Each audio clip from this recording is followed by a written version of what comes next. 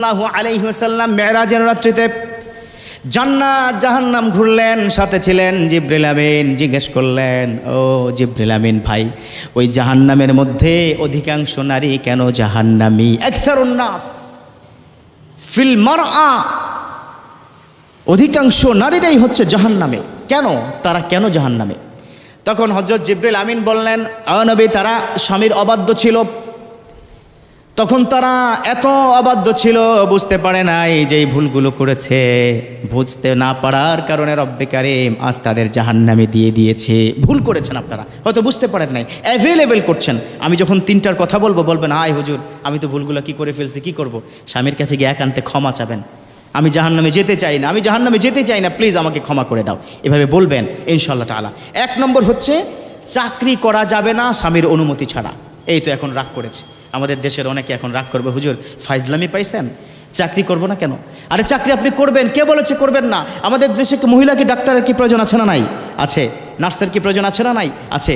অনেক মহিলা গাইনিক বিশেষজ্ঞ যারা এদেশের লক্ষ লক্ষ মহিলাদের উপকার করে। সিজার হচ্ছে, মহিলা অনেক রোগ আছে, তারাই তো ট্রিটমেন্ট করবে। মহিলা শপিং মল আছে না, মহিলাদের বেশ কিছু পণ্য আছে যেটা মহিলারা কি বিক্রি করবে।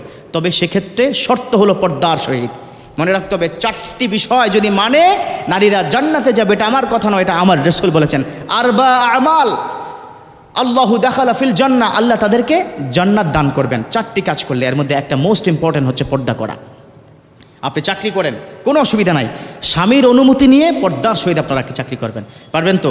স্বামীর অনুমতি ছাড়া যদি চাকরি করা হয়, এই তো অনেকে খুশি হয়ে গেছেন যে আমার স্বামী তো, আমার স্ত্রী তো ওইভাবে কি চাকরি করে আজকে গিয়ে সাইজ করবো। খবরদার, বাজে কথা বলবেন না। তাকে কি বুঝাবেন, দেখো তুমি চাকরি করো, I have no objection about this matter, but আমার পারমিশন নিবা। Without permission me you never do something in this world. পৃথিবীর মধ্যে আমার অনুমতি ছাড়া তুমি এই ধরনের কোনো কাজ করতে পারবে না। পারবেন তো ইনশাআল্লাহ তাআলা? এক। দুই নম্বর হচ্ছে স্বামীর অনুমতি ছাড়া স্বামীর পকেট থেকে টাকা নেওয়া বা কোনো কিছু করা যাবে না। এটা হয়ে যাবে চুরি। চুরি বুঝেন তো? আরে আমার স্বামী, চুরি কি? আমার স্বামীর পকেট থেকে আমি নিয়েছি, কার কি? না না না, মিলকুল মাল, এটার কথা বলা হয়েছে। শরীয়ত বলেছে যে যেটার মালিক, এখানেই শেষ নয়। যুবক বন্ধুরা, তোমরা তোমার স্ত্রীর যে ব্যাগ থাকে না, ভ্যানিটি ব্যাগ থেকে কি তুমি কি টাকা কি নিতে পারবে না? ওটাও কি চুরি হবে? সো স্বামীর সম্পদ কখনো অনুমতি ছাড়া নেওয়া যাবে না। স্বামীর সম্পদ কখনো অনুমতি ছাড়া বাবার বাড়িতে যাওয়া যাবে না, নেওয়া যাবে না। এটা চূড়ান্ত কথা।